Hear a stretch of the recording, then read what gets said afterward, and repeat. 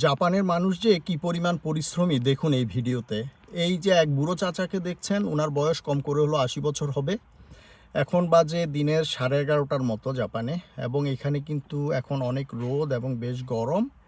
এর মধ্যেই কিন্তু এই চাচা জমিতে কাজ করছেন। এটা আমার পাশের জমিতে একটা জমির অবস্থা দেখাচ্ছি। এই যে সাইকেল দেখতে পাচ্ছেন, মাঝে মাঝে এই সাইকেলে মাঝে মাঝে ওনার গাড়ি নিয়ে আসেন, এসে এই জমিতে কাজ করেন। ওনার পেছনেও কিন্তু ওই যে আরেক বুড়ি দাদু আছেন, উনিও কাজ করছেন এই গরমের মধ্যে। এরপর যদি এই পাশটাতে যদি দেখাই, এই যে এইখানেও কিন্তু একজন কাজ করছেন, ওনার বয়সও কম করে হলো 70 বা তদূর্ধ্ব হবে।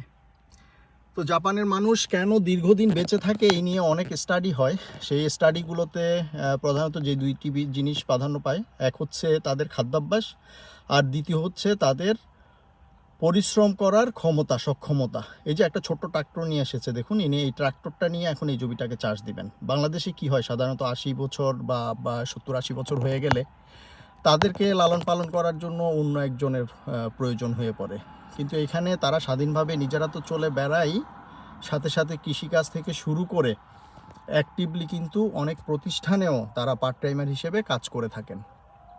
বেশি দিন বাঁচতে হলে, সুস্থ থাকতে হলে পরিশ্রম করতে হবে, এর কোনো বিকল্প নেই।